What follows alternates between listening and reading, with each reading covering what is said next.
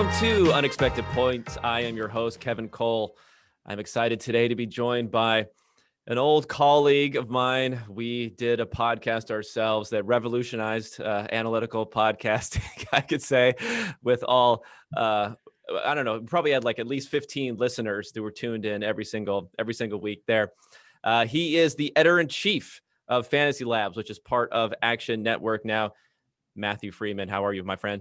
I'm good. And by the way, we shouldn't sell short what numbers game did. That was a great podcast. You had some fantastic guests back in the day that really, I think, started you in the podcasting space. And just look at where you are now in your 8th show, already having someone like me as a guest, which I should say you are really scraping the bottom of the analytical barrel right now. If from Mina Kimes the next week, you are going to Matthew Freedman. No, this is the pinnacle. I was just building up. I was building up to this point. And one thing, okay, I'll say about, people ask for career advice a lot when they talk about how to break in. Niche analytical podcasting may be a really good career advice, because we'd asked some people who were doing, I'm trying to think of guys we had on. We had like Brian Burke on there. We had a bunch of people who work for different organizations, not within the NFL, but kind of these analytical organizations outside the NFL. And then after I'd done that one podcast, even though we didn't really get into any personal stuff, I didn't talk to them. It wasn't like we went out for coffee or anything like that. I would just hit these guys up afterwards, asking about jobs and other things. And it was like a total different entree than if you're just coming cold off of the street to ask them. So that was actually a huge thing. So if anyone's out there, niche podcasting. I love that podcast. That was a great podcast. One of the favorite guests that we had on was Alok Patani, I think, when he was with ESPN. And I thought he was great. Like everything he said, I just remember thinking, like, this guy is so smart and this information is solid gold. And I felt like you were able to find guests like that every week. And so I've really enjoyed this podcast that you've started here, because I just imagine that each week you're going to bring on great people, especially the current guest right now. Especially, that's what I said. Like I said, we were building up to this, and now we have to carry it, though. We don't have a guest. We don't have a guest to bring actual like insights. But luckily, you're the expert. You're playing the role of expert here today, since I've been following what you've been doing, and obviously, there's a lot of stuff within Action Network, the focus on betting and that side of things. I've had a few people on here. I had Rufus Peabody to talk about some of the betting stuff. I had Adam Levitan to talk about DFS stuff. I want to talk with you more about props. Now, I know that was kind of a bigger thing and a bigger focus of yours. We'll talk about the market and how difficult it is and all that sort of stuff as part of the process. So I want to kind of focus this around props, but then also bring in some details on news-wise, what's going on, maybe the larger betting ecosystem, if that works. Yeah. All right, well, let's get into it. So first off, and we had a little conversation about this pre-taping, so maybe we'll talk about this a bit more, but there's whether prop betting is kind of quote unquote real betting in a way. Not that obviously it's real, there are stakes involved, but there was a conversation, a friend of the podcast, Rufus Peabody, and his podcast, Bet the Process, and I'll say acquaintance of the podcast, Jeff Ma, was also, they were talking in there, and it was mostly Jeff making the point when he wants to book who he calls like real gamblers on his show. And one of the disqualifications that he mentioned was that, hey, if this guy's just betting props, then I don't want, or girl is just betting props, then I don't want them on the podcast, because you really just can't get down enough money to be a serious bettor. What do you think about that concept?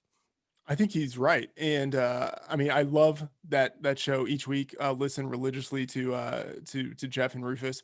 And Rufus, I wouldn't say that he started as a prop bettor, but that's one of the ways in which he really kind of broke into the mainstream and helped build his bankroll, was that he was so profitable at props. And I think props are a really good way for someone who's kind of casual and wanting to get into betting to get into it, especially a lot of fantasy sports players, because we kind of tend to think about bets more in terms of, okay, how many yards is this guy going to get, or is he going to score a touchdown or not? And so I think it's a natural avenue into bigger sports betting from fantasy sports, and that's how I got into sports betting. And so, really, I started to build my bankroll in the earlier days by focusing almost exclusively on props. That said, because I did that, my ability to get down action pretty quickly got limited at different sports books. And so Jeff is right that you really aren't able to sustain betting if you are betting only props. If you want to have a sustainable model, you have to balance your action a little bit where maybe half of it is on props and half of it is on sides and totals. Yeah, so there's just simply not enough avenues. Has that changed? I mean, there are more avenues available to people, like via legalized betting Yes. Yeah. within the states. Obviously, there's offshore stuff, which people have been doing for a long time. Has that helped or hurt, or has it made really no difference as far as the availability of being able to get down? Well, I mean, obviously, the more books out there, the better it is for everybody, and especially, with more books coming online in legal markets, I think it gives people a little more safety, a little more certainty to be dealing with a book that is, above board. That said, no matter where you are, able to get down action, the process is basically the same in that if a book identifies you as someone who's able to beat them at props, pretty quickly you're going to be limited. And so it does help to have as many outs, as many books as possible. One, so that you can get the best line possible, but then two, so that you can spread your action around and you don't bang up any one book too quickly and then get your action limited. Okay, so there's kind of this general understanding that the lines are less sharp. How much of Absolutely. that? Yeah. How much of that do you think is they don't have a specialization in thinking about this versus thinking about the things that they're taking more money on, or is it's just like impossible to have the correct lines on so many different options versus 32 teams having a correct side and a correct total on those games? Yeah, I think it's both. I think it's a combination of everything to where one, they just don't have I don't want to say they don't have the expertise, but it's just not the way that their minds are oriented. Like we as fantasy sports players think about players all the time. It's not that I don't care what happens with the Cowboys, but in some way I almost care much more about what happens with Amari Cooper and CeeDee Lamb and all of the other like component parts of the Cowboys team more than I care about what happens with the Cowboys. And it's the same thing with all of the other players. And so you want to bet in an area where you actually might have an edge over a book. And this might be one of the true areas where we do have an edge. We are much more obsessed about player production than the lines makers are. So, one, we actually might have an edge. Two, it is harder for them to balance all of these lines. It's hard enough for them to do it for teams and totals, but to break it down into individual players, it's almost impossible for them to set a really good line at first. Once the market starts to move it, then it can move it to a place that probably is pretty good. But by the time that has happened, the sharps would have already come in and taken the right side of it. So that's part of it. And then another part of it is because they can limit the action, they just don't care. Like for them, it's almost like a marketing tactic to get people in, and they just think of it as like a business expense that they have to incur in order to get people in the door so that eventually they become sports bettors on the bigger line items. Yeah, yeah, no, I think the marketing angle is key. I mean, it's not to the level of, but it reminds me of some of the most annoying things that you'll see where it'll say, "Who will be the next?" They probably have. There's probably props being shared on this now. Like, who will be the next coach of the Jets? And it'll be like Sean McVay will be number one. It's like, how does this even work? Because they're just trying to get people to go on there and bet these totally ridiculous. I mean, those are totally ridiculous. Obviously, that no one really has any insight, and they're just making up numbers for. But it starts to filter down further and further towards the player props, which become more difficult. So I'll also say, because of the fact that the limits are so low, is there a lot of shaping and a feedback loop? Is there as much shaping and a feedback loop as you would see in sides? In sides and totals, you have certain books who put things out earlier, who get information from sharp bettors, which then shapes the line, and then everyone else kind of copies them. And then down the line, that will continue to evolve. But when it evolves, there's this notion that the books are trying to balance out the money and this stuff, which is just really kind of not really how it works. They're trying to not have, because there's so much that can be put down on it. You don't want to have exposure on a bad line. So you're not just trying to Yeah. balance the book. So I'm just trying for props. Is there that feedback loop to a lesser degree where they're looking, they know who's sharp and they're figuring what are they betting and then they're adjusting based upon that, or is it a news based thing when they're adjusting these? I think it's a little bit of both. And so that the process that you outlined for sides and totals, you don't get that nearly to the same extent with props for a few reasons. And one is, with sides and totals, a book simply cannot afford to be too out of step with the rest of the market, or it will just massively increase its liability. And so because they're not taking as much money on props, it's not quite as big of a deal if they're out of line. And because they're not taking as much money, it's not nearly as important for them to set a good line right away. So they're not obsessively checking what's happening with the rest of the market. And because I think it's a little bit harder because it's not what they focus on. It's a little bit harder for all of the books immediately to reach a consensus on where a line should be. So for a side or a total, right? It's pretty easy. Even if the books weren't looking at what each other were doing, they would all come up with lines that are pretty close to each other. But for props, they don't do it, and they don't really bother to check all that much with what other people are doing because they're not taking enough money on it to make it worth their while. So the early lines, you can see sometimes like discrepancies of like 10 yards on some, and like that can be a massive edge if you check this stuff when lines are released very early on. And a couple of years ago when I was hardcore just hammering props as much as I could, doing it like it was almost like a second job, I was obsessively looking at lines when they were released, like refreshing on the computer, knowing that, okay, this book tends to release lines at 12:30. This book tends to release lines at 1, but like line shopping, doing the whole thing. And if you do that, you could make pretty decent money on it, but it's not sustainable. But hey, you got to find a way to occupy your time. Yeah, well, I mean, like you mentioned, I think this is a good point.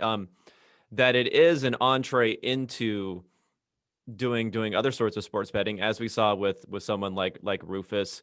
Um, it's comparable to what some people are doing in fantasy sports. I mean, one of my things when it's come to sports betting is, at least when we're looking at sides and totals, I'm just not that confident that I can actually beat the market. So therefore, I'm less likely to even think, okay, how much time should I spend modeling this and coming up with things. Whereas, if you're a little bit more confident that you can beat the market, then you can start to work in that area. So I want to talk more about You know what? Sorry, yeah, you go you ahead. just mentioned something, and it made me think of something. Talking about like modeling, and one Yeah. thing with the props is that I would say one of the primary benefits of focusing on props is that it did encourage me to look at sports that I had really no awareness of beforehand. So before, like I really wouldn't have thought, you know what, I want to pay attention to college basketball and create models to project how these guys might do. But I mean, during March Madness, it was like, oh, there are a whole bunch of basketball props, So I created models, I created projections, and they were pretty good. And it was the same thing with hockey, like it's the middle of summer, there's no football, but there are hockey playoffs. Like, okay, why don't I try to create some hockey projections and see how they do against the market? And they did well. And so I think one of the benefits is that if you focus on props and if you actually want to beat them and do the legwork yourself, yeah, I mean, it kind of forces you to learn how to do things that you otherwise wouldn't have been doing. And maybe that makes you a better fantasy player.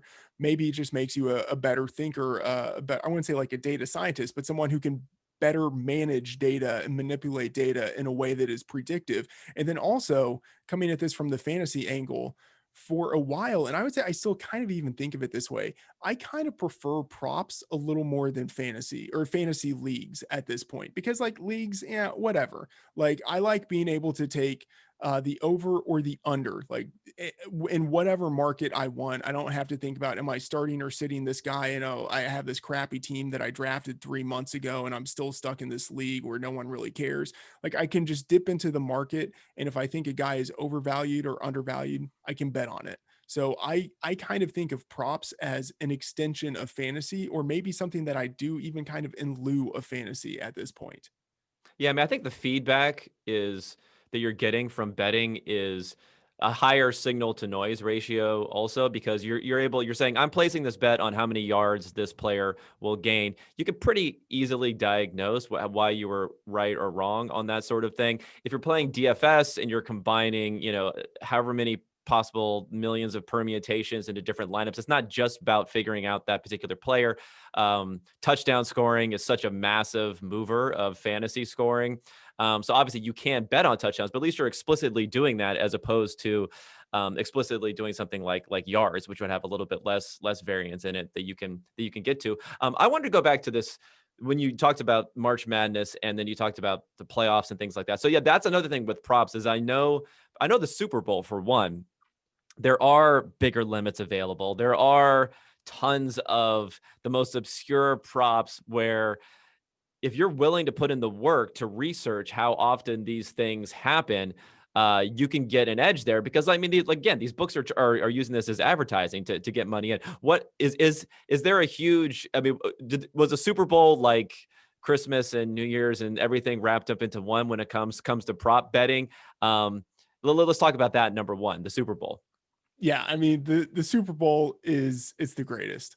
And Rufus, he goes to Vegas every year and is just running around to all the different sports books, getting down as much action as he can. And honestly, it's not like I'm at that level, but like it's crossed my mind for like maybe not this year, because I still don't want to travel in the middle of a pandemic, but like maybe in the future, like it's at that point to where it's like, yes, like this is the one game where you can get down as much action as you want. And there are so many different markets, so many different types of bets for this one game. And really we started to see it expand out a little bit more into other games during the playoffs, so that it wasn't just the Super Bowl, but you would see it with the championship games, the conference championship games, even wild card weekend, divisional round weekend. Like you could get down pretty decent action on those games just because there were more markets available, different types of props. So yeah, it's fantastic. Other than that, like that was the game in the past year that I've clearly fired the hardest on. Um, Other than that, like it's just sort of like maintenance at this point. It's just sort of something that's casual. But yeah, like everything builds up to those island games. Okay, let's get a little bit more into when, yeah, like I said, when this is a big part of what you're doing, what the process was. You mentioned going and checking different books and being a maniacal internet searching fiend. How? I mean, I'm assuming you thought about ways of streamlining that process. I mean, I'm assuming that's kind of step. Well, I mean, step one is having good projections and all that stuff, but we kind of know that. But as far as the practical implications of how you implement even having good numbers, is it just a brute force method that you're going through and having to check, or are there ways to streamline what you're doing? Well, not to sound like a company man, but Yeah, I'm going to give you a fortunately, plug here. This is a free plug. fortunately, there is a tool at Fantasy Labs, the player props tool, which we created, which basically does all of that work for you. And so it shows you the best line that's available on the market. And so you don't have to sort of guess like, oh, where's the best line? You can just kind of see it. But the thing is, there are also other types of props that aren't incorporated into that tool. And so I would just kind of have to know like, okay, this book tends to have better lines for this type of prop. And I kind of think of it, it's not nearly as sophisticated, or it's really not all that similar at all. But like the people who talk about day trading or something like that, like they just look at a computer screen for hours and maybe they start to see patterns. They at least think that they start to see patterns, but I think they probably do. And maybe it's not even something that they intuitively know, but I think it's just something where throughout the process of looking at props at books hour after hour, you start to see trends. And so when I was deep into it, I would just know that this book, even like there was one book with their hockey props, like they would just consistently be off of the rest of the market on like their shots per game prop by maybe like a half a shot per game. Like you just kind of identify the books that are off in particular ways, and that helps to streamline it. But in the beginning, a lot of it really kind of is just like brute force. Yeah, because I mean, I'm thinking the name escapes me now. I think it's The Logic of Sports Betting. There's a book called The Logic of Sports Betting By by Ed Ed Miller. Miller Yeah, that's a great book. and Matthew David excuse me. And I remember part of it. One of the things that stuck out to me the most about that book, and this goes into this thing here, is that you don't what I mean. This is I'm probably butchering some of this or oversimplifying some of this, but the point was the process isn't you find the game that you think your model is so much better than everyone else's, then you go and you search and you find the best line on that game and then you bet that game. The process is you find the game, you find the markets, the lines that are so much off from the market, that the most off from the market generally, then you choose amongst those games which one you think is best, because you're locking in an edge at the very beginning and you're choosing amongst the edges, as opposed to thinking that you are so special in your projection and then just saying, well, I'll take whatever's best out there based upon my special projection. Yeah, and I think there are two ways to do it. And so one is that sort of like take what the defense gives you kind of approach Yes. where, Right. yeah, like, Although if defense doesn't matter in real football, but anyway, true, go ahead. correct, yeah. But so take what the defense gives you. If there are 8 men in the box, don't run into the box. Yeah, But so yeah. yeah, one is that approach, and then the other approach, and it's much easier with props, I would say, than with sides or totals, where you sort of identify. I think you can at spots identify a situation where you are familiar enough with the market, and then familiar enough with your projections and kind of the assumptions that go into your projections to look at a projection and be like, you know what, that's going to be like the market isn't going to be where I am. And then you just sort of know, okay, I need to go look at this guy's prop within the market and see where he is, knowing that you're probably going to have an edge there. But it's much harder to do that with sides and totals. Yeah, yeah. I mean, that's part of the whole sharpness of the markets that we were talking about there. Okay, let's look at. I want to talk somewhat about this year specifically. Um, Obviously, scoring has been way up, so Yeah. you'd assume that filters down most logically to touchdowns being way up, but yards and all that stuff is probably going to be part of the equation too. Has that been an exploitable trend in props this year? Okay. So it's a situation where normally, historically, what we have seen is that unders tend to be sharp. And I mean, I think you can sort of come up with different reasons for why that would be the case. One is sort of, like a mean versus median type of situation. One would be that people uh, think about the people who maybe aren't sharp who are betting these. They are probably betting on like their favorite players. They're betting on something to happen, right? They want to see yards and touchdowns scored and receptions. And so books, I think probably tend to skew the lines a little bit, which historically has created value on the under. But this year, and maybe it is because we just see more offense in general. Maybe it's because the books have tended to be a little bit sharper as more people have entered the market. The action is a little more balanced this year, but still, normally you want to be betting on the unders. Yeah, I mean, the whole thing we mentioned, if you can't get that much down, then they're not, the liability exposure is a little bit less there if they're off. So they probably care more about a marketing capacity. And for marketing, people like to bet overs. And that also reminds me of, okay, so someone who's in the business of putting out betting content and props content, what I've noticed is when like looking at our props tool that we have, it's almost like all over. I mean, all unders that show up a lot of the time. There's some overs, but yet if you see props that are being touted, I would say it's probably 3/4 overs or maybe half overs that are being touted. So I mean, is there an incentive in that area too, where if you're gonna if you're going to talk about props that are available, are maybe not even consciously, are you think do you just end up talking about overs more often because it's like explaining why someone isn't going to do something is not only is it less intuitive, but it just turns people off. Okay, yes. And not only does it turn people off, but it also opens you up to all of the "I told you so's" when it doesn't work out. You know what I mean? Okay. Like, you know, Yeah. so like people just love to be like, "Oh, you hated on him and he went off for 100 yards. You suck." But Yeah. no, I tend to be, you know, I think you know this about me. I tend to be more of a pessimistic person. So I Yeah. tend to like to talk about why something is going to fail. And so, you know, I don't really mind talking about the unders. And for me, it in content, it really is just about where's the value. You know, whether it's me actually writing something up or whether it's, you know, a pick that I'm putting in the app. I'm just focusing on where the value is. And so I'm looking at the player prop tool we have at Fantasy Labs, and we have different props, you know, ranked according to the bet quality that we see there. And so the bets that we have ranked this year with the bet quality of 10, they have gone 70% in terms of the win rate.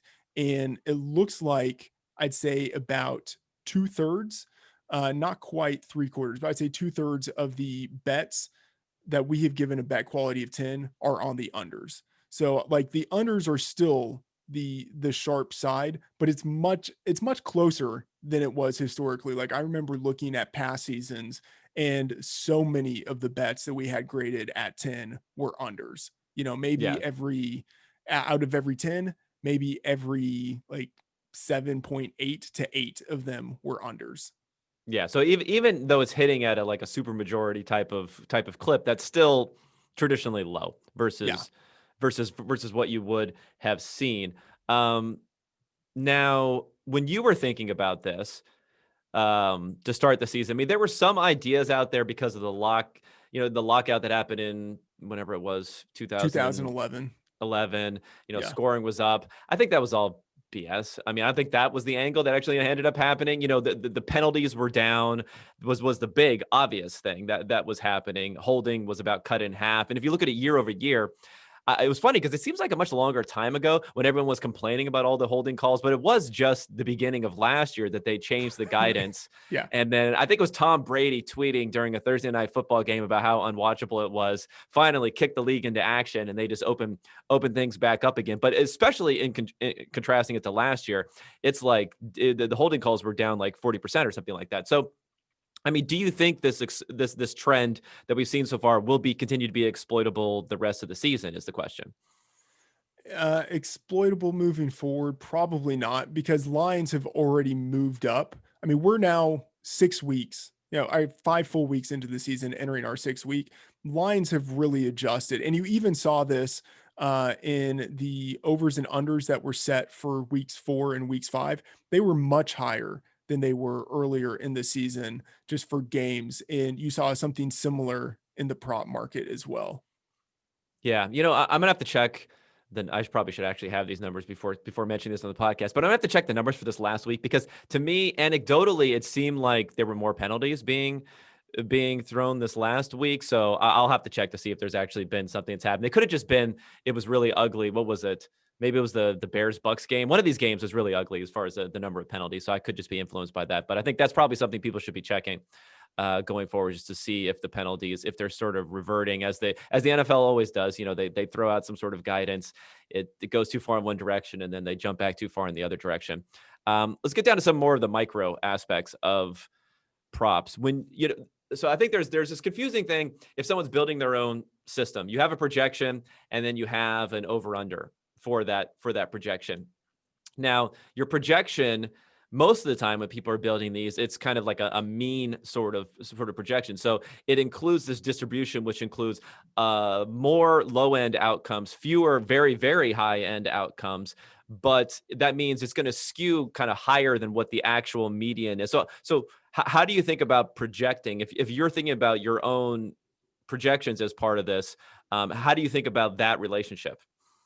Yeah. So one of the guys who maybe is the best example of this is someone like Tyreek Hill, where if Mhm. you create his sort of average projection, he would maybe have like, I don't know, like 75, 72 yards per game or something like that. But his median, like what happens around 50% of the time, would be something around like 65 yards per game. And it's because those bigger outlier performances they like drag up the average. And so if I know that there's a player like that, and you get that most with wide receivers, although sometimes you get that with running backs like Derrick Henry or something like that. But like for the most part, if I know that there's a player who tends to be volatile, then I will kind of do the extra legwork of like going into like Pro Football Reference and then just kind of sorting and sort of looking at the median. This is very back of the envelope stuff, right?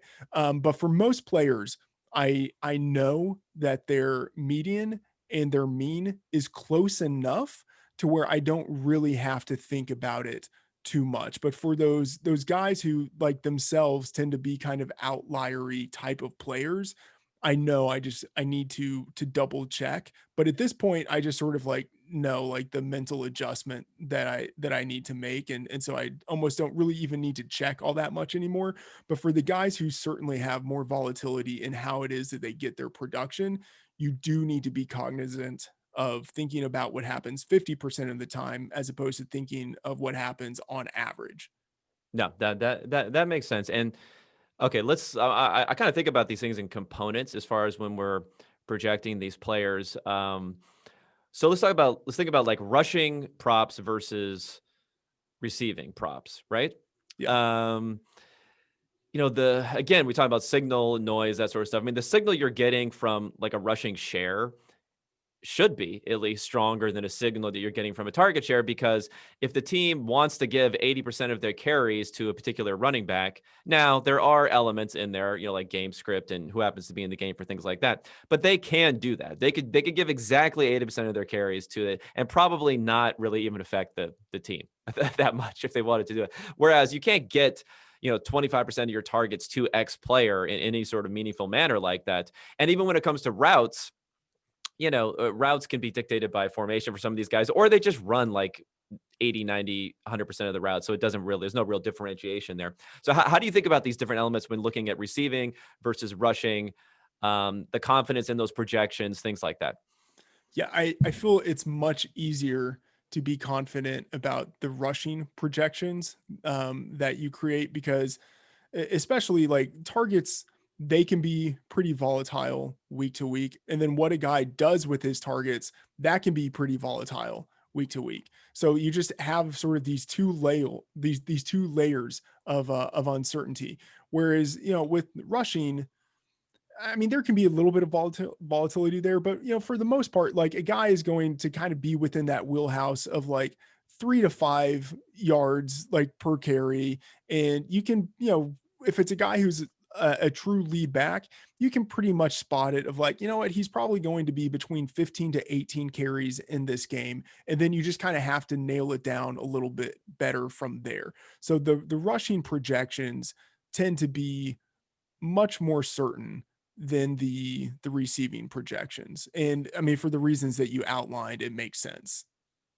And I mean, I mentioned routes in here. I think for players who are emerging, who may not be full-time players, that's something that people look at. But I always wonder whether or not um, we can build. Okay, so I'm trying to figure out a correct way to frame this. It's kind of like when someone, well, it's not like this, but it's if someone's a tape grinder, right? They're a tape grinder, Yeah. and they see something, and they're like, I have this unique piece of knowledge that no one else has. So, and they could be right about this, by the way. I'm not saying it's even wrong, but the reality is they should weigh that piece of knowledge like 2% in their overall projection because it's not that important. But because it's unique and because they only have it, they'll weight it like 70% of their of their projection of what of what they're doing. Because they think they have an edge. They're trying to exploit that edge. Yes. But the reality is they have an edge on a tiny sliver. So when I think about some of these things, Yeah. maybe routes is not quite the same because routes is like a legitimate thing. But as you get further and further away from production, you're getting kind of further and further away from what's actually important. Like if you're saying, oh, I noticed this player is involved in this particular formation and they're going to run this formation because the defense that they're playing against and that defense doesn't do well in the middle. And it's like you get this one little unique piece of knowledge. And now you're going to say, you know what, I'm going all in on this player this week, where the reality is like you have to weigh that against like 50 other things that are more important. So what do you I'm sorry, I just rambled there, but what do you, what do you think about that concept? This is great. So I should say it's embarrassing to me that I sort of like history wise have been better at basketball props and even certain types of baseball props and hockey props than I am at NFL props. And I think there could be a number of reasons as to why that's the case. But the fact is, I know nothing about basketball, like about the players, about like their You live in the tendencies. Midwest. Maybe that's it. Maybe that's just starting I to mean, it's just like I it's don't become know. part of your culture. It's like I don't follow it. And so I think it was just easier for me to sort of look at numbers, just bet based on what I was seeing within the spreadsheets and not have any assumptions at all about what was happening with the players when they were actually playing. And with football, I think I probably have a little bit of like, well, I know better, where maybe, you know, like the models tell me one thing, but I'm like, yeah, you know what, I don't really trust that, you know? And so, and so maybe that's part of it. And then also, uh, I think it's a little bit harder for me to model football, even though it's like my sport, than to model basketball or model hockey or something like that. And maybe like you can talk to this. I feel like I just with each and I should just say I'm not really a data person, although like I want to get into it more and more. And I feel like I've picked up little things along the way, but I know like I don't have the sophistication that a lot of other people do when it comes to creating projections or building models. So maybe part of it is that I try to be a little too sophisticated for my own good when it comes to building NFL models. Whereas I don't even know how I would go about doing that with something like basketball or hockey. And so I maybe for those sports build a model that is actually maybe more predictive because I don't gunk it up with a whole bunch of other things. And so when I'm building models, I try to like think of like, okay, what is the most important thing for this sport or for like this type of player? And then that is what I build the model around. And I feel like for basketball and for hockey, I was able to figure those things out pretty quickly of like, what is the primary driver of production? Whereas for NFL, I think it's maybe a little bit harder to figure out. Like with hockey and basketball, like it's minutes, right? Like it's time. And like you don't have to figure that out, you know, unless a game goes into overtime, but like you know how many minutes are going to be played in each game. With football, it's a little bit harder because you don't know how many plays each offense is going to have per game. Like you have to model that out a little bit based on game script. And so I think that's a little bit harder for the unsophisticated guy who's talking right now to be able to figure that out as well as some other people could. And so maybe that's why I've been better at some other sports in comparison to football. I've still been like good at football, but I've also relied a little bit more on projections from other people. But yeah, I mean, I don't even kind of remember where we started, where I was when I started talking, but it's just the modeling. The simpler it has been for me, the more success I've had when betting those sports. And yeah, with football, you started talking about the edge that someone thinks that the hidden edge that they think they might have based on watching the sport. Like football is the game I know the best, and I'd say I still don't even know it all that well, but it's the game I know the best, and it's the one where I don't do as well with prop betting as I probably should, given that it's my field of expertise. Yeah, yeah. I mean, I think there's probably a couple different elements there. I mean, basketball, like you have so many possessions, right? You Yeah. have the variance in scoring just on a per possession basis is much lower. Like you're either going to score 0, you're going to get a single free throw, you're going to get 2 points, you're going to get 3 points. It's not going to get like a touchdown so many times and then 0 so many times. So you don't have this huge variance. The number of plays that it takes to get those points is all over the place in football, where again, you're not going to have that in basketball. I mean, in hockey, in some ways, there is like a possession sort of thing. Obviously, the scoring is a lot more random, but I can see how, again, like you're talking about, like when something doesn't go the way you're thinking it's going to go, or it doesn't go the way, not just you, but just generally you think it's going to go in football, you know it, you're following it. There's a week between games. We are masterminds in the NFL of creating a reason, a narrative behind every single thing that happened. Nothing is chance. Nothing is just variance. Everything, there's a reason behind everything if you look long enough. Whereas if you're just blindly betting NHL stuff, you're going to have that same sort of noise, but you're not going to build in the week by week, game by game narratives that you would in the NFL to explain it. So then you can just stick to what you're doing and continue to move forward, plow forward. So I can see how that could be helpful in those circumstances. Yeah, I think that's right. That makes sense to me. All right. So let's I want to talk about some specific situations and then how to think about these from a props angle. So when we talked about guys who are moving up, I think rookies are interesting in the NFL a lot Yeah. because this year in particular, rookie rushers, not so great. I think someone like Clyde Edwards-Helaire has been getting a pretty massive workload. Week one, it wasn't as much in the receiving, but that was pretty short-lived, and it continued to go forward and forward. So for guys like that, so I guess we have two different angles. We have one, guys who are getting the workload that you want, they're getting the opportunity. If you looked up on things like we have this expected fantasy points tool that's looking exactly at their workload, what they should score every single week, they're coming in, they should have scored 5 points higher than what they did. Like, when do you give up on these guys, or do you not give up? How do you put one of those situations? How do you think about those situations? Well, I guess not give up, but when do you flip and you say, I need to start adjusting down my projections, despite the fact that just in a pure agnostic way, they should be higher than what these guys are actually scoring. I think you got to do it pretty quickly, but it's based on things like market share, based on things that you can sort of ground it in the workload that they're getting, the number of snaps they're playing. I should say though, in this, I haven't actually gone the full distance, and this shouldn't surprise you. I'm a fairly lazy person when it comes to the rigor of my research. I haven't gone the full distance of actually back testing this, but I should say it's market tested in that I've bet based on this, and I've had success with it. Historically, right, the unders tend to be sharp with player props, but some of the exceptions have been with rookie running backs early on in the season, because I think books just haven't exactly known the way that fantasy players have known. Like, we sort of obsess of like, oh yes, this guy immediately he's going to be the lead back on his team. Whereas sports books, they don't really focus on it quite as much.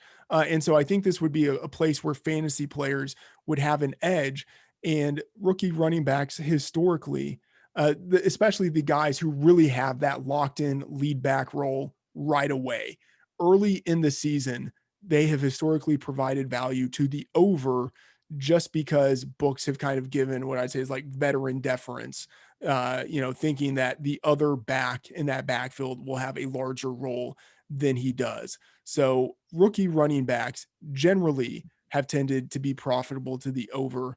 It hasn't been as much the case this year. There was a lot of enthusiasm for guys like Cam Akers, J.K. Dobbins entering the league. And in week one, they obviously didn't do well, and they've disappointed since then.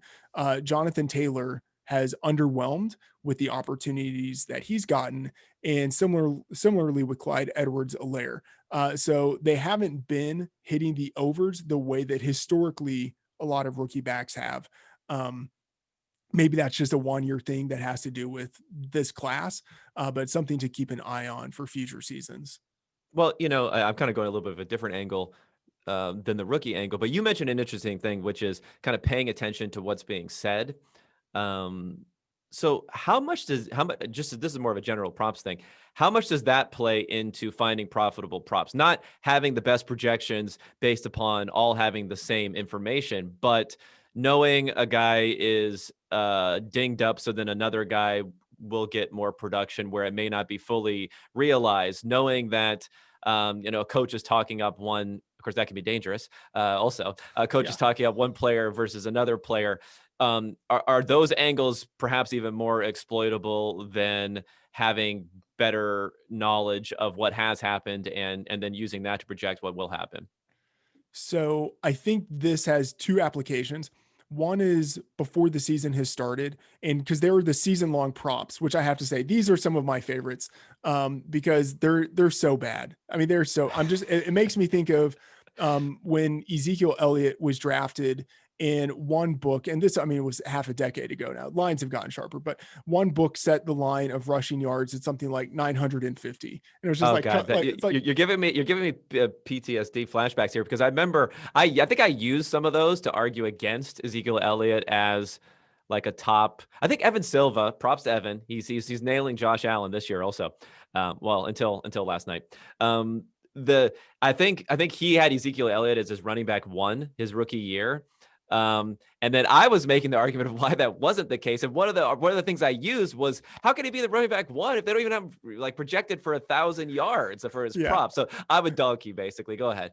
No, but yeah, so before the season starts, a lot of those lines are pretty bad, especially when it has to do with guys who are in new situations. So rookies or wide receivers changing teams, things like that. And so if you really part of it is looking historically and thinking of like, okay, this guy was a second round running back. He did this in college. He has this kind of physical profile. They don't really have an established back on the team. Yeah, like I think he ends up getting X number of yards from scrimmage this season. Some of it is just sort of like a historical projection that informs your particular projection with the circumstances on that team.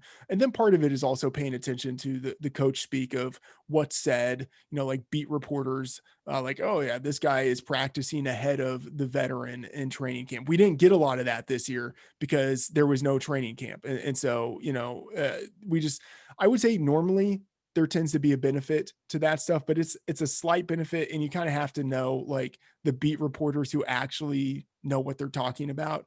Like you don't just pay attention to what is just being said on Twitter.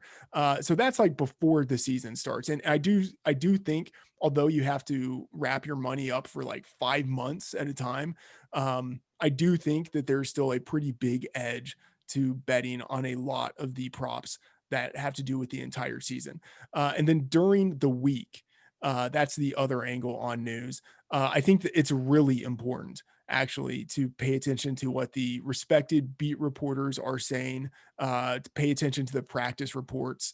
And then even, someone like Schefter, I mean, he knows, so like if he puts out a tweet saying like, oh, so-and-so is like unlikely to play, if there's a prop that's posted, then you can probably, take the sharp side of like, okay, well, that backup or like that other wide receiver is going to see more target volume if this other guy is out. So maybe we hit the over on his prop. The one thing I would say though is that books have gotten a little bit sharper about when they release lines for players. Like at this point now, they do pay attention to guys who are highly questionable to play. And so they don't put lines up for those guys, and they don't put lines up for the other guys who would have correlated production based on whether that guy is in or out. So it's not quite the angle that it used to be, but that angle is still there, certainly on like Sunday mornings when, there's some uncertainty about certain players. You can still get an edge there. And the books are slower.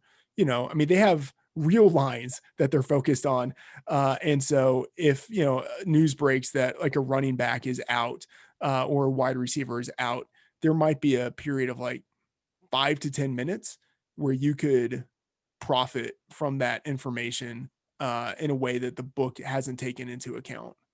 Yeah, no. And then one thing I'll say about when it comes to beat reporters or guys like Adam Schefter or Rappaport, they have fantastic information, as long as they stay in their lane, because I think Yes. there becomes a problem when you listen to a beat writer or someone else where they try to translate the information they have into a prediction about something, and they don't make predictions. They don't understand how to make predictions. Then you Yeah. can get some really bad predictions Yeah. off of good Beat information. reporters are the worst at this.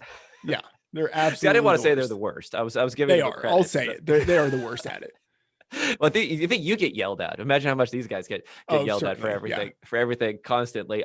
Okay, so one, I want to kind of, this is bringing together a couple different things here. One, you're talking about how our feelings about players. So I was going to want to talk about the Rams backfield anyway, because I feel like it's an interesting situation. You were pretty high on Cam Akers, I believe, coming into the Yeah, season. I was, Uh, unfortunately. so you've been getting Sean McVay, fake sharp Sean McVay, as Adam Levitan would say, has been torturing you on a weekly basis on what's going on here.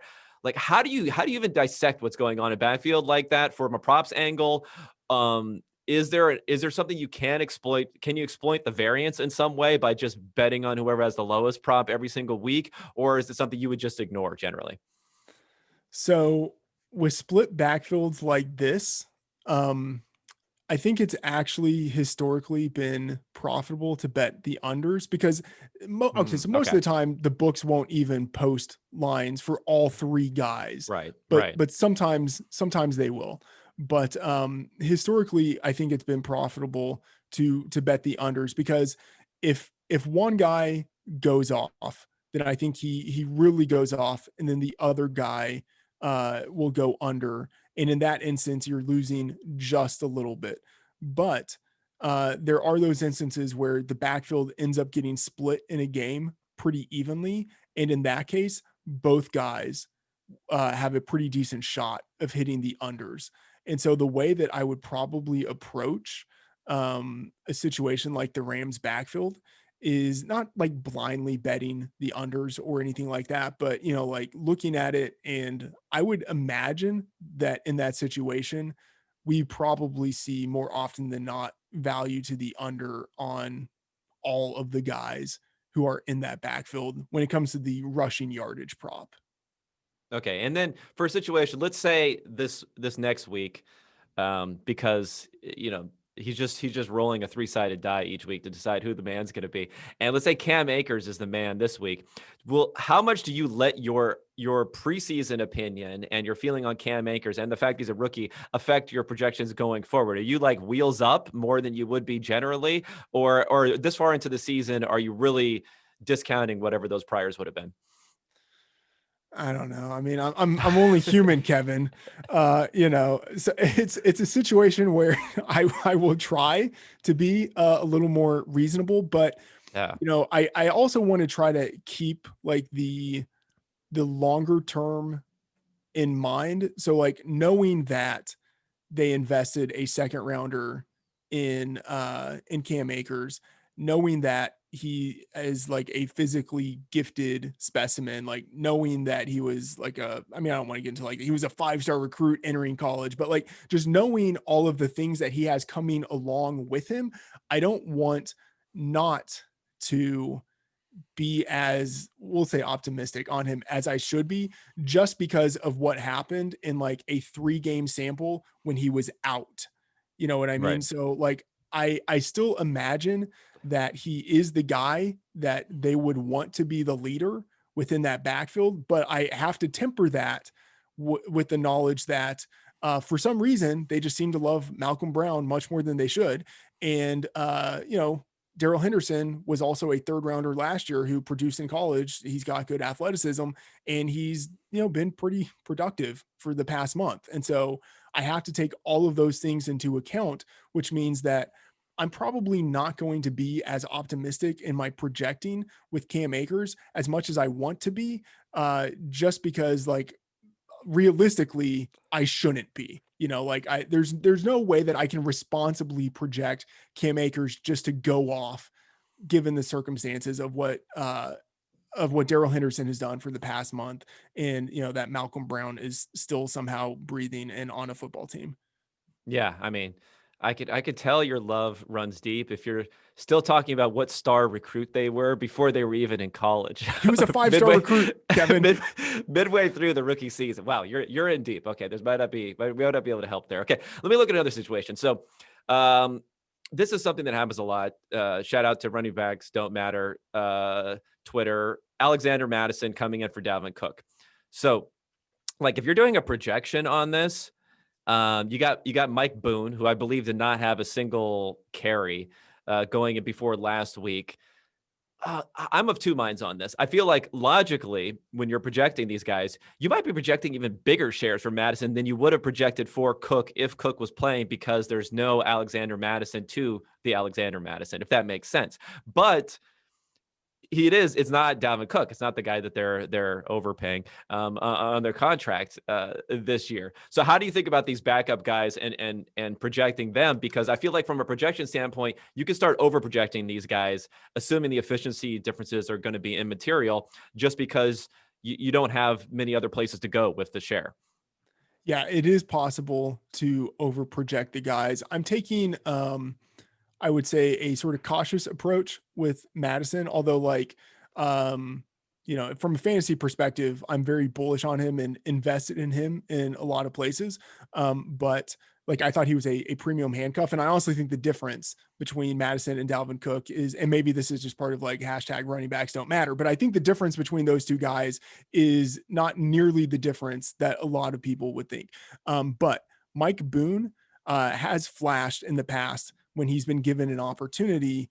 And so I do expect that he will have an annoying share of rushing workload this upcoming week. And so right now I have Madison projected for, I think, around 58% of the team's rushing workload. Boone projected for around 20%. And, as sort of like a leftover, I have Dalvin Cook projected for like 5%, like knowing that later in the week, I'm going to go in and adjust that down. But I left it at 5% just in case he ends up playing. And, I need to adjust it up at that point. But yeah, I'm not going to go crazy and give Madison like a 75 or 80%, like Derrick Henry-esque rushing market share. Like I'm not going to do that. I think, somewhere in the 55 to 65% range is much more realistic. Now, anecdotally, have you found that in these situations where you're doing a one-for-one switch out from a starter, presumably in this case, from the starter to a high-quality handcuff, like where do the projections, I mean, do the lines that you're seeing at books generally come out one direction versus yours, or do you think there's nothing? That's a good question. To be honest, I haven't really noticed because it doesn't happen enough for me really to notice it. And I guess what I would say is that because I haven't noticed, that line is probably within the wheelhouse of where it should be.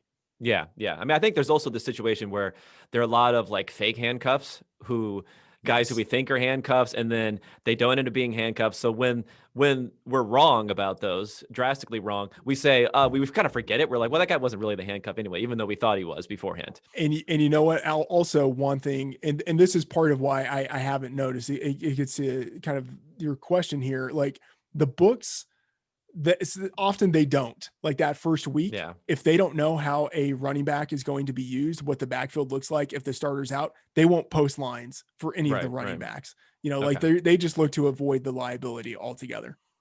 okay. Let's think about one other thing. Wide receiver breakouts. I want to talk about a little bit, just because I'm going to use Chase Claypool as an example, just because he's like Jerry Rice, Calvin Johnson, and Randy Moss all wrapped into one package. I'm reading. Um, I mean, don't sell them like, short, Kevin. sorry, sorry. Yeah, I was showing a lot of restraint on the Twitter machine, not responding to these like Calvin. Don't put Calvin Johnson's name in the same tweet, please, as Chase Claypool. I beg you. So anyway, so when a player breaks out like that, this goes to a larger point of, if Deontay Johnson is back, you cannot like project him for the same sort. Well, maybe you can, but you probably can't project him for that sort of target share and things like that. But how much does production lead to like share and opportunity? We always talk about opportunity and production, but how much for a breakout player can you say, well, they haven't had that much opportunity, but because they broke out, then I'm going to project them. I'm going to do this kind of projection opportunity going forward. Do you understand what I'm saying? Like if Chase Claypool had a total snooze of a game last week, obviously you're not going to be projecting him even for as much opportunity this week, even if he had the same opportunity as far as routes run and things like that. So how do you think about that dynamic? Yeah, it's okay. So a couple of things. One, I would say that before guys break out, let's say like a number 3 wide receiver, or like in his case, a number 4 wide receiver, there won't even be lines on him at most books. But after Right. a guy has broken out, yeah, I mean, there are definitely going to be lines on him this week. Um, I try to focus less on the actual production that he has accumulated and to try to focus more on what actually matters for his production. And that would just be the number of snaps he's out there on the field, the number of routes he's running, and, on like a per route basis, the number of targets you would expect him to get. Or, framed in a much broader sense, just like market share, the market share of targets.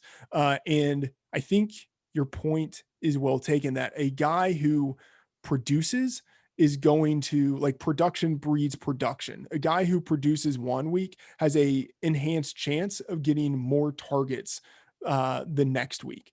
But what I should say is that it's not just like production leads to targets, it's that like targets lead to targets. If a guy has a big game, it's normally because he's seized a higher share of the opportunities within his offense. And that is what is projectable moving forward, not really the production that he was able to get off of the market share that he seized. And so you can look at Chase Claypool, for week 3, when Deontay Johnson was out, he had only an 11% market share. Like, that's almost nothing, right? But then in week 5, when Deontay Johnson went out, it jumped up to 32%. Now, like, am I going to project him for 32% market share in week 6? I want to. My heart wants to, It's but no, I'm linear. not. It's linear. So I Yeah, think you have to go up to 50 something percent now. correct. Yeah. So it's a situation where I have to be like, okay, well, is he going to have 32% again? Probably not. But if Deontay Johnson is out, like, is he going to be somewhere between the 11% that he had in week 3 and the 32% that he had in week 5? Like, probably. Like, somewhere in there is the right range. And is it only 16%? I don't know. Like, that seems too low. Like, it should probably be in the 20s. Like, at this point, if you look at the guys he's competing against Juju, who at this point, I don't want to say he's left for dead, but he's not the chosen one we thought he was. Competing against James Washington, competing against Eric Ebron. Like, from this point to the end of the season, there is a non-zero chance that Chase Claypool actually is the wide receiver 1 in Pittsburgh. And so, like, I'm not going to project him for like a Julio-esque 28% of the targets. But if Deontay Johnson is out, and if none of those other guys are really seizing the opportunity, 22 to 25% seems like Yeah. within the reasonable range of outcomes for him. And Yeah. if he does that, there's a pretty decent chance that he exceeds his props this week, even though the books are probably going to adjust them upwards even higher than they think they should be, just based on what he did last week. Yeah. No. Yeah. I mean, I guess even for guys like Deontay Johnson, it is a second round pick who's been okay. I mean, he's been good, obviously, but he's not solidified. It's not Antonio Brown, right? This is Third not rounder. this. Third Oh, he's rounder. a third rounder. Yeah. I thought he went before DK for some reason. I'm obsessed. But I'm obsessed with the rounds in which these guys are taken. It's I thought the he went only before DK Bayesian for some prior to reason. which I cling. All right. Well, we'll edit that out. And then, but my point would be is, like, it's not Antonio Brown, right? Yeah. Leaving and coming back. And it's kind of interesting with Juju. Like, I like to fade competency of front offices, but they weren't re-signing him, and I guess they were telling us something that they kind of knew about him. Yeah. So props to football guys. You got us on that one. Okay, let me see. This is an interesting angle. Rushing props for quarterbacks, I wanted to talk about a little bit, because again, now we're getting like a small. Now you're betting on a periphery part of a lot of quarterbacks' games. Some guys not. I also want to maybe wrap Lamar Jackson into this, because I don't know what's going on with him rushing wise. Obviously, he had the injury and things like that. But let's talk about rushing, adjusting your projections and rushing for quarterbacks. What are those Are those particularly exploitable, or is there anything interesting angle to those that you can think of? I think, I mean, I've been like okay at those types of Right. props, not great. Um, I feel I was pretty ahead of the curve on Lamar Jackson in his rookie year when it came to hitting the overs on his rushing props. And I would say, especially with like rookie quarterbacks who do have good mobility, I think the overs on their props tend to be pretty decent, just because I think they are likelier to run because it's just Right. like, For their lives, mostly. yeah, Yeah. exactly. They're running for their lives. It's like the one thing that they can do. Um, and I think books will tend to have a more moderate projection just based on like what they see across the league with running or with quarterbacks, and a lot of these guys aren't runners, and so they would just sort of set a line that is probably too low for the guy under consideration. But one angle that is kind of interesting, and Sean Corner has brought this up a few times, but guys who are projected to win, like in the pocket passers, like there's a decent chance that maybe they like take like even as many as like 5 kneel downs in a game, and Ooh, it's yeah, like, yeah, yeah. so it's like, yeah, that actually, think about like Brady, like maybe at the end of a half, like takes a knee or something, and then the end of the game takes 3 knees. Like that matters. Like that actually, or someone like Philip Rivers, like that actually really does matter.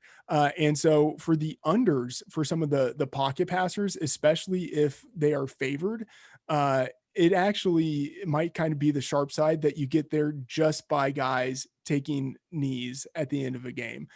So that's kind of like an added wrinkle. But like that's more of like, I don't know, like I would say that's more of like a tiebreaker situation, and something that's already kind of like baked into the rushing projection for a guy. And ultimately, like I don't really think of like betting props as something that I do based on tiebreakers. It's like if the edge isn't big enough for me to see it on its own, then like I'm probably not betting it. Yeah, because just when I've been doing projections this year, it's been I've noticed the rushing when you're projecting a rushing share for quarterbacks. Like I'm often surprised looking at the historicals. I mean, this is on a smaller sample. Like we're talking about what's happened so far year to date. Sometimes you'll have guys who you feel are incredibly immobile who have a decent share. Whether it's because I don't know they've been sneaking it, or there've just been a few circumstances where they've had to run. And then you also have these circumstances with quarterbacks who just have like astronomical share. I mean, for instance, Josh Allen was a guy where I think he started week 1 and he had 14 rushing attempts, and he's still been rushing since, but it's been like 4, 4, 3. Last night he had 4. First of all, I'm saying last night. This is going to come out tomorrow, so two nights ago. He had 4, although I think almost all of those were like near the when they were already trailing. It almost seemed like he wasn't really trying to run early. So yeah, what do you think about projecting in those circumstances? Someone like Josh Allen going forward, if you look at his overall share for the year, it's still pretty high, but it's only been 3 or 4 the last couple of games.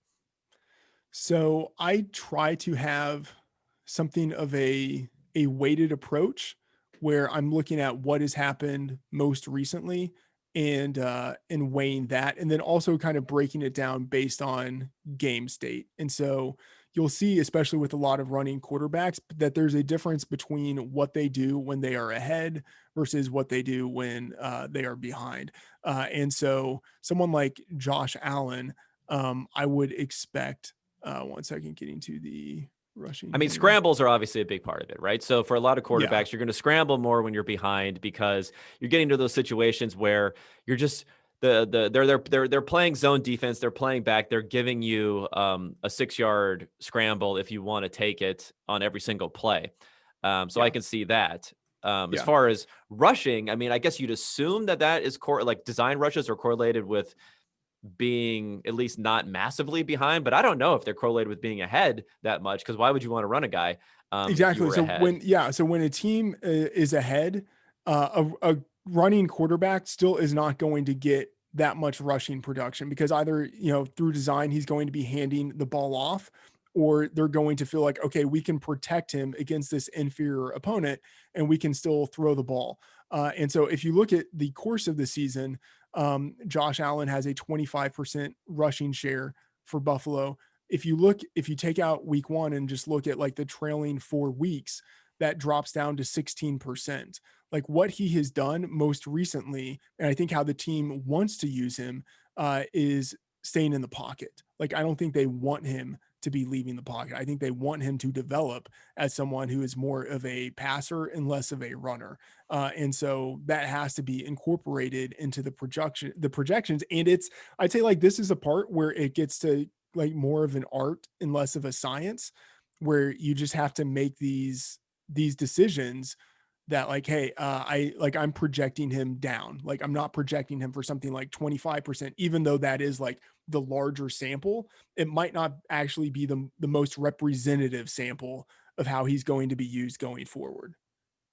Okay. Yeah. I mean, I guess with Allen, what I didn't think about too is he did tweak his shoulder or something against the Raiders, where he tried to do this like underhand flip out pass with his. Yes. That was actually pretty sweet though. It wasn't like a Josh Allen tried to do, like normally like 2019 Josh Allen tried to do play, where like it's going to be something hilarious when you say that. Like it was actually like Favre, Mahomes-esque what he did there, but he hurt his shoulder on that one. So I guess that could play because this week when he was playing, he didn't do anything until they were down by 18. They ran some sort of design run, and I was like, "You're down by 18 points." It didn't really make sense to me, but yeah, they definitely did not seem to be running him. Okay, so the last thing I want to talk about here, taking a lot of your time here. This has been very educational for me and hopefully the listeners. So one more angle is kind of like a news angle too, is Andy Dalton for the Cowboys. You're a Cowboys fan, correct? Yeah, this is painful. Is it slightly embarrassing to admit you're a Cowboys fan if you're not like, if you're not, do you have some like tangential attachment to Dallas that you can rep when you say that? Yeah, no, Okay. I mean, I grew up in the Dallas Fort Worth area. Do you have to tell people that when you tell them you're a Cowboys fan? Kevin, this is assuming I talk to people.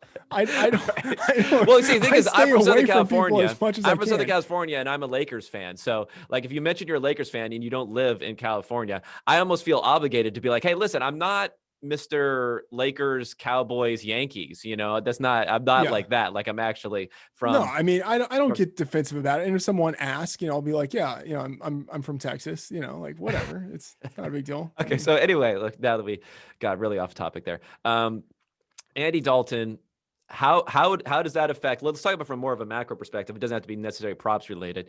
What are you thinking about Andy Dalton now with taking this Dak role? Because obviously there was a lot of goodness in that offense.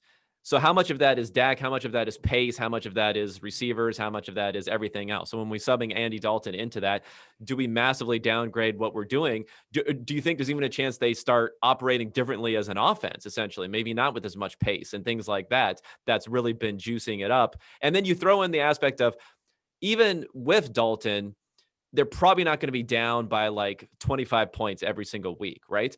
Hopefully, the defense will have something that will come together. So all those things together, how are you thinking about Andy Dalton in Dallas? Okay, and the effect on the team largely? Yeah.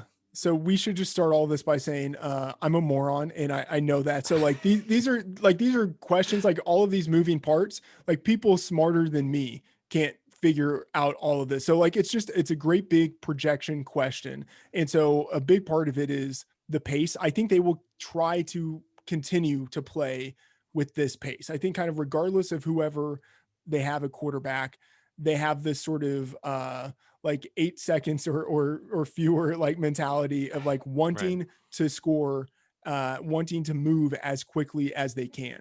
I like the usage of fewer there, by the way, instead of less. But go ahead. Yes, I mean it's whatever, editor in chief. But Editor-in-chief.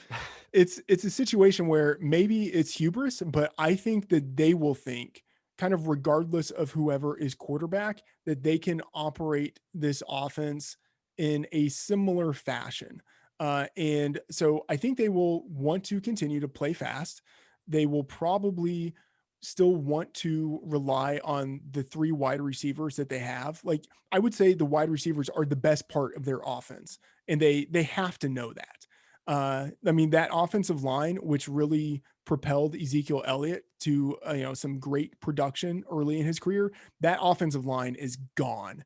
Like it's just totally decimated. And so maybe they want to rely on the running game just a little bit more. But I think for the most part, they still know that with the wide receivers they have, and then I'd maybe even add like Dalton Schultz, who surprisingly is not a horrible tight end. Like maybe he's not great, but he's at least maybe like average. Like with the passing game that they have, that those guys can maybe elevate Dalton. And Dalton historically has, the guys at the around the NFL podcast have had sort of like the Dalton scale, where like any quarterback above Dalton is someone who can uplift his teammates, and anyone below Dalton is someone who drags his teammates down. And Dalton is just sort of like that prime meridian line where he himself is the guy who is impacted by his teammates or brought down by his teammates. We've seen Dalton have success in the past when he's had great receivers around him. Like when he's been in good circumstances, Andy Dalton has had like amazingly like top 5 fantasy production. So that's not to say that's what we're going to see this year, because I don't think Dalton has that skill set anymore. The top 10, like finishing in the top 10 to top 12 on a per game basis from here on out. I think that's possible. But I do think like the astronomical heights we saw from Amari Cooper and CeeDee Lamb, especially Cooper, who was getting a lot of yards without a ton of market share. I think those are gone. Like you have to adjust the wide receivers down significantly in that whole passing offense significantly, because even though they want to run the same offense with Andy Dalton, it's just going to be far less efficient. And I think what that will mean is that even if they want to rely on the running game just a little bit more, and so you might think like, okay, the one guy who might benefit from this is Ezekiel Elliott. He might benefit in the sense that maybe he gets more yards, but I think he's going to have far fewer goal line opportunities because that offense just isn't going to be as good. So maybe it actually ends up still even being a little bit of a drag down for Ezekiel Elliott in the touchdown department, even if thinking of this from the prop betting perspective, even if it means that he might have more carries per game and maybe more rushing yards per game. Yeah, I mean it's an interesting situation because they've been playing such like strange football in a way. Like you mentioning, there are guys who are putting up monster numbers despite getting lower share. They've been at set this insane pace. They've been playing multiple games by down 20 something points. So it's one of those things where even if Dak was still the quarterback, there's things that were going to shift. There were things that were going to change. But now that there's been a quarterback change, we can attribute it all to the quarterback change, even though these things were going to happen anyway. So I think that's the biggest thing I would say to look out for anyone who's digesting whatever happens this weekend or whatever happens future weekends, is everyone's going to put it all on the Andy Dalton change. If the offense plays slower, or if they stall, or if they do whatever, where, I still would say going forward, maybe project it somewhere in between. Don't just extend out what happens this weekend for the rest of the season. What do you think is a reasonable projection for Andy Dalton in passing yards this week? So we recorded the week 6 fantasy flex at Fantasy Labs. And on that show each week, Sean Corner, kind of posits different props. And so one line that he set was Andy Dalton passing yardage. And I think he set it maybe around 270 or 275 or something like that. I more optimistically have that around 284. Although I'll just say and that's my first pass at it kind of early in the week. I would say that feels a little bit high, but at the same time, I still think the Cowboys are going to play with pace. And so maybe that number actually is pretty decent. I don't know if you've done projections this early in the week. Yeah. I'm looking at our projections. I mean, I think it is more in the 280 range. I mean, the problem here, but I can see, I would definitely know to skew down on this, because there are lots of things being rolled into these projections that aren't looking at who the quarterback is. They're just looking at trailing numbers for the team. So, part of it is the quarterback, part of it is the wide receivers, and how we judge the wide receivers was based upon how they performed with Dak also. So if anything, our projections very often, when you're substituting in a new quarterback, there's not as much of a change as you would think, which I think generally is probably a sharp way to think about it, but they're probably but sometimes there isn't enough. So I don't know. I think that line is pretty strong from Sean. I don't know which direction I would necessarily go on this. The problem is I'm not as high on the Cardinals offense, at least I haven't been this season, as others. So they could get into some sort of game script where they're able to ratchet things down a bit in this game. So I think that would be the outside possibility that maybe people aren't really thinking about. Yeah, I think that's right. Like shooting from the hip, like the 284, 285 number that I came up with early in the week, like I'm kind of fine with that, but I know like I probably need to go back in and adjust that down a little bit. Yeah, well, that's the beauty. You can just change a few assumptions, and boom, your very scientific process comes out with with the new outcome. It's the least scientific process masquerading as a pseudo scientific process that anyone could have. Well, at least you're not like me and masquerading as an actual data scientist out there in the world. So I appreciate that. All right, well, I'm going to wrap up here. Thank you, Matt, so much for everything. Follow him on Twitter, Matt F the Oracle. You can change that if you want to going forward. Okay, a couple of things before we get out of the show. Okay, fine. This is good advice. So as bad as or as soft as we think the market might be for player props, there's even like an extension of that market, which is even softer, which is fantasy point player props. Just think of the bookmakers. Like they already think that people who bet on props are just fantasy nerds and they don't really worry about the lines that they're putting out there. Like that's like even one more step removed. They don't even know how to calculate fantasy points. That's just something that they're not even thinking about. So these lines are so bad. So I would say like DraftKings Sportsbook offers fantasy point props. FanDuel offers fantasy point props. One of the most profitable things you could probably do is just, by the way, going to get in another plug here. So you could subscribe to FantasyLabs and you could just look at the projections within our models. And then at any point where you see a discrepancy of, I'd say at least 1.5 or 2 points, just bet that, right? So like fantasy point props, that market is extremely soft.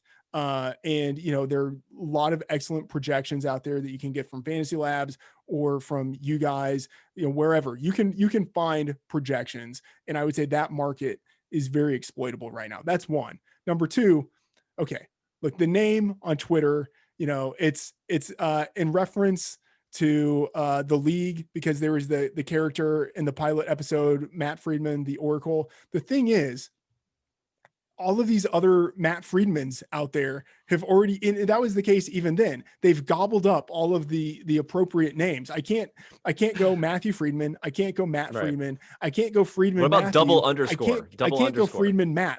I'm not gonna put underscores in this Cole underscore Kev. I'm not gonna do that. Okay. And so there's a question like, do I go like Friedman football? Do I Friedman NFL? Like what do I do? NFL's the worst. Don't do that. Sorry. Apologies to anyone who has NFL on their name, but I know they're like, lost.